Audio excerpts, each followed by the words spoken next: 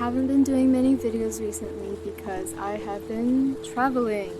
If you've been following what I've been posting on Instagram, I'm obviously not in America right now, I'm in Japan. I've been talking about it every single day.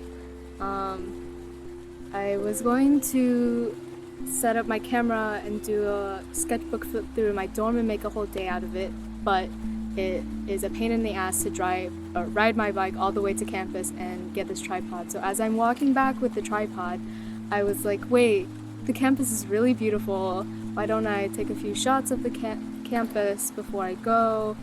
And then I decided to just stay on campus and film the whole thing here. So you get greenery and the sound of water, bugs, see a spider right there.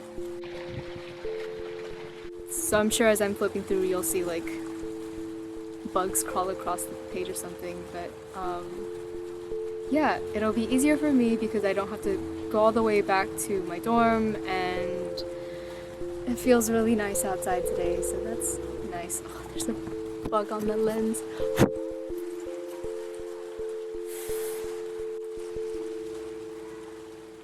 So yeah, that's a good intro, I think. I'll just start flipping through my sketchbook now.